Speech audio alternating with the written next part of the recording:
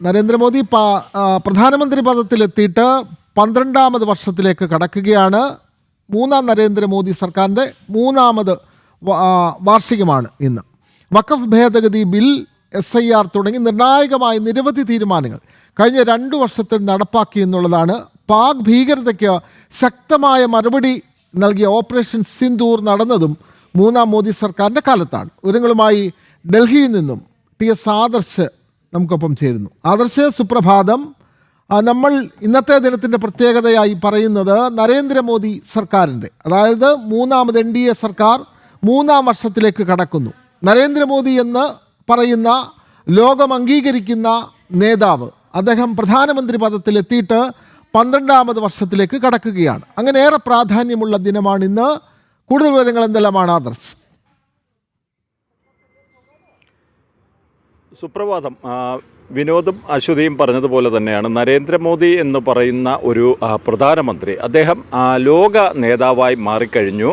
ഇപ്പോൾ വിനോദ് തന്നെ പറഞ്ഞതുപോലെ ചില കാര്യങ്ങൾ, ഒന്ന് പാകിസ്ഥാൻ ഭീകരതയ്ക്ക് കൃത്യമായിട്ടുള്ള സന്ദേശം നൽകുന്നു. അത് നമുക്കറിയാം. ഓപ്പറേഷൻ സിന്ദൂർ ആയാലും അതുമല്ലെങ്കിൽ കൃത്യമായിട്ട് പാകിസ്ഥാൻ്റെ ഭാഗത്തു നിന്നുള്ള ഭീകരത, ആ ഭീകരതയെ സമ്പൂർണ്ണമായും തുടച്ചു നീക്കുന്നതിനുള്ള നടപടികൾ, മാത്രമല്ല പാകിസ്ഥാൻ എന്ന ഭീകരവാദ രാഷ്ട്രത്തെ, അത് അന്താരാഷ്ട്ര സമൂഹത്തിൽ അവരുടെ മുഖം പിച്ചി ചീന്തുന്നതിനുള്ള കൃത്യമായിട്ടുള്ള ഇടപെടൽ, അതുകൾ എല്ലാം ഈ നരേന്ദ്രമോദി സർക്കാരിൻ്റെ കീഴിൽ നടക്കുന്നു എന്നുള്ളത് എടുത്തു പറയേണ്ട കാര്യമാണ്. കാരണം നമുക്കറിയാം, മോദി എന്ന പ്രധാനമന്ത്രി ആദ്യമേ തന്നെ ഭീകരതയ്ക്കെതിരെയുള്ള തൻ്റെ നയം എന്തായിരിക്കുമെന്ന് ലോകത്തോട് വിളിച്ചു പറഞ്ഞു.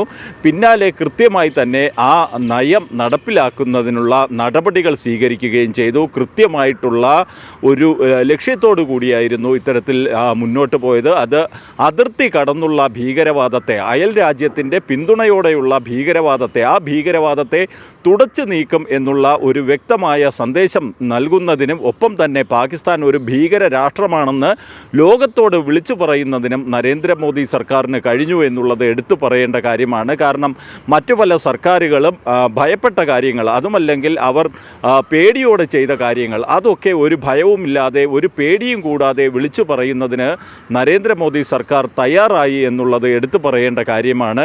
ഒപ്പം തന്നെയാണ് ഈ വഖഫ് നിയമത്തിലെ അടിമുടി മാറ്റം കൊണ്ടുവന്ന് നടത്തിയ ഒരു പരിഷ്കാരം. അതെന്ന് പറയുന്നത്, ഈ വഖഫ് എന്ന് പറയുമ്പോൾ വഖഫിനെ തൊടുന്നതിന്, അതുമല്ലെങ്കിൽ ആ വഖഫ് പോലുള്ള ചില നിയമങ്ങളിലേക്ക് കൈവയ്ക്കുവാൻ ഭയന്നിരുന്ന ഭരണകൂടങ്ങളായിരുന്നു നമ്മുടെ രാജ്യത്തുണ്ടായിരുന്നത്. എന്നാൽ അതിനെയൊക്കെ മാറ്റിമറിക്കുന്ന ഒരു സംവിധാനം, അത് നരേന്ദ്രമോദി സർക്കാരിൻ്റെ നേതൃത്വത്തിൽ ഉടലെടുത്തു എന്നുള്ളത് രാജ്യത്തിൻ്റെ ചരിത്രത്തിൽ ഇടം നേടുന്ന ഒരു കാര്യം തന്നെയാണ്. നമുക്കറിയാം, ഈ വഖഫിൻ്റേതായ വിഷയത്തിൽ കേരളം തന്നെയാണ് ഏറ്റവും കൂടുതൽ വഖഫുമായി ബന്ധപ്പെട്ട വാർത്തകൾ വരുന്ന ഒരു ഇടം. അതുമല്ലെങ്കിൽ വഖഫ് വിഷയത്തിൽ പ്രതിഷേധങ്ങൾ നടക്കുന്ന ഒരു സ്ഥലം എന്ന് പറയുന്നത് കേരളം തന്നെയാണ്. അവിടുത്തെ മുനമ്പം ജനതയുടെ അടക്കം പോരാട്ടം ഇപ്പോഴും നടക്കുകയാണ്. അവിടെയൊക്കെ അവർ പോലും പ്രതീക്ഷ അർപ്പിക്കുന്നത് ഈ വഖഫ് നിയമ ഭേദഗതി എന്ന് പറയുന്ന നരേന്ദ്രമോദി സർക്കാർ നടപ്പിലാക്കിയ ഒരു ചരിത്രപരമായ മാറ്റത്തിലാണ്.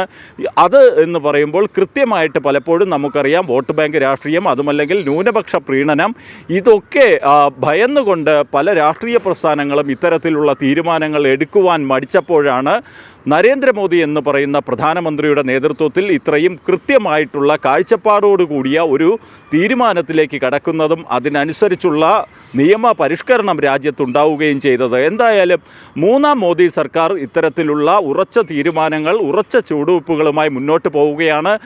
വിനോദ് സൂചിപ്പിച്ച മറ്റൊരു കാര്യം എന്ന് പറയുന്നത് SIR പരിഷ്കരണം. അതിന് തീർച്ചയായിട്ടും നിയമത്തിൻ്റെ അടക്കം പിൻബലമുണ്ട്.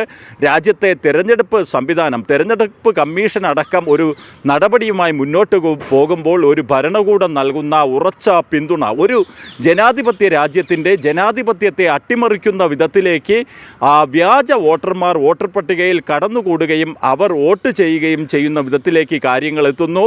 ബൂത്ത് പിടുത്തം, കള്ളവോട്ട് എന്നതിനേക്കാൾ ഉപരിയായി ഒരു രാജ്യത്തിൻ്റെ തെരഞ്ഞെടുപ്പ് സംവിധാനത്തെ ആകെ ഉപയോഗിച്ചുകൊണ്ട് ഇവിടുത്തെ ജനാധിപത്യത്തെ അട്ടിമറിക്കാൻ നടന്ന ഒരു നീക്കമാണ് ഈ തെരഞ്ഞെടുപ്പിൽ വോട്ടർ പട്ടികയിൽ കടന്നുകൂടിയ ഇത്തരത്തിലുള്ള വ്യാജ വോട്ടുകൾ, ആ വ്യാജ വോട്ടുകളെ നീക്കം ചെയ്യുന്നതിനും കൃത്യമായിട്ട് വോട്ടർ പട്ടിക കുറ്റമറ്റതാക്കുന്നതിനുമുള്ള നടപടികളിലേക്ക് ഒരു തെരഞ്ഞെടുപ്പ് കമ്മീഷൻ കടക്കുമ്പോൾ അവർക്കൊപ്പം ഉറച്ചു നിൽക്കുന്ന ഒരു ഭരണകൂടം, അതായിരുന്നു നരേന്ദ്രമോദി സർക്കാർ. അവിടെയും നമ്മൾ ചിന്തിക്കേണ്ട ഏറ്റവും പ്രധാനപ്പെട്ട ഒരു കാര്യമുണ്ട്. ആ വിഷയത്തിലൊക്കെ പ്രതിപക്ഷ പാർട്ടികൾ സ്വീകരിച്ച നിലപാട്, നമ്മൾ പറഞ്ഞ ഈ ഏത് വിഷയത്തിലായാലും ഇവിടുത്തെ പ്രതിപക്ഷം സ്വീകരിച്ച നിലപാട് എന്ന് പറയുന്നത് സർക്കാർ നയത്തിന് വിരുദ്ധമായിരുന്നു. അവർക്കൊരിക്കലും രാജ്യ താൽപ്പര്യം സംരക്ഷിക്കണം എന്നുള്ള യാതൊരു ഉദ്ദേശവും ഇല്ലായിരുന്നു. പകരം അവരുടെ വോട്ട് ബാങ്ക്, അവരുടെ രാഷ്ട്രീയ അജണ്ട ഇതൊക്കെ സംരക്ഷിക്കപ്പെടണം എന്നുള്ള ഒരു തീരുമാനം മാത്രമാണ് ഉണ്ടായിരുന്നത്.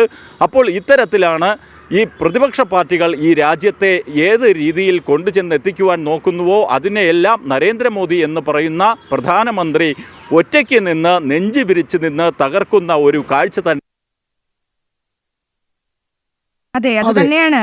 അതെ, തീർച്ചയായും ആദർശ് സൂചിപ്പിച്ചതുപോലെ ഭീകരതയ്ക്ക് വേരർത്തുകൊണ്ട് കൃത്യമായ പാകിസ്ഥാൻ അന്ത്യശാസ്ത്രം നൽകിയ കരുത്തനായ നരേന്ദ്രമോദിയാണ് ഭാരതം ഈ 12 വർഷമായി കണ്ടുകൊണ്ടിരിക്കുന്നത്. കാരണം ഭാരതത്തിന് മറ്റൊരു മുഖം, ലോകരാജ്യങ്ങൾക്ക് മുൻപിൽ തല ഉയർത്തി നിൽക്കുന്ന നരേന്ദ്രമോദി, ഭാരതത്തിൻ്റെ പ്രധാനമന്ത്രി. നമുക്കറിയാം, ഡിജിറ്റൽ പേയ്മെൻറ്റുകൾ ഇത്രത്തോളം ജനകീയമാക്കിയ മറ്റൊരു പ്രധാനമന്ത്രി ഉണ്ടോ? ഒപ്പം അടിസ്ഥാന സൗകര്യ വികസനം, 25 കോടി ജനങ്ങളെയാണ് ദാരിദ്ര്യമുക്തരാക്കിയത്. അങ്ങനെ നേട്ടങ്ങൾ പറയുകയാണെങ്കിൽ ഓരോന്നായി നമ്മളിങ്ങനെ എണ്ണി തന്നെ പറയണം. കാരണം ഭാരതത്തിന് ശക്തനായ ഒരു ഭരണത്തലവൻ പ്രധാനമന്ത്രി നരേന്ദ്രമോദി, അദ്ദേഹത്തിൻ്റെ 12 വർഷമായിട്ടുള്ള സദ്ഭരണം, അതിൻ്റെ മോദി സർക്കാരിൻ്റെ 3-ാം ആണ്ടാണ് നമ്മൾ ആഘോഷിക്കുന്നത്. വിനോദ്, അതുപോലെ തന്നെ ഓപ്പറേഷൻ സിന്ദൂർ അടക്കമുള്ള ശക്തമായ തിരിച്ചടികൾ മറ്റു രാജ്യങ്ങൾക്ക് അല്ലെങ്കിൽ പാകിസ്ഥാന് നൽകിക്കൊണ്ട് കൃത്യമായ സന്ദേശം തന്നെ അദ്ദേഹം നൽകിയെന്ന് വേണം പറയാൻ. ആദർശാണ് വിശദമായ വിവരങ്ങൾ പങ്കുവച്ചത്. തീർച്ചയായും പശ്ചിമേഷ്യൻ യുദ്ധ സാഹചര്യത്തിൽ പോലും ഈ കഴിഞ്ഞ ദിവസവും ഇന്നലെയും നമ്മൾ കണ്ടതാണ് 24 ഭാരതീയരായ നാവികരെ ഏറെ സുരക്ഷിതരായി, ഒരു പോറൽ പോലും ഏൽക്കാതെ അവരെ സുരക്ഷിതരായി രക്ഷിക്കാൻ കഴിഞ്ഞ നയതന്ത്രപരമായ ശക്തിയും ഭാരതത്തിനുണ്ട് എന്ന് തെളിയിക്കുകയാണ് ഓരോ നിമിഷവും. അപ്പം റഷ്യ ഉക്രൈൻ യുദ്ധത്തിൽ അവിടെ കുടുങ്ങിപ്പോയ ഇന്ത്യൻ വിദ്യാർത്ഥികളാണ് ആദ്യം മറ്റേത് രാജ്യങ്ങളിലെ വിദ്യാർത്ഥികളെക്കാട്ടിയും ആദ്യം ഇന്ത്യയിലെത്തിയത്. എന്തുകൊണ്ടാണ്? അതാണ് ഭാരതത്തിൻ്റെ നയതന്ത്രം. കരുത്തനായ നേതാവ് അങ്ങനെ ഇരിക്കുമ്പോൾ സുരക്ഷിതമാണ് നമ്മൾ ഇന്ത്യക്കാർ എല്ലാ ഇടങ്ങളിലും എന്ന് വേണം പറയാൻ.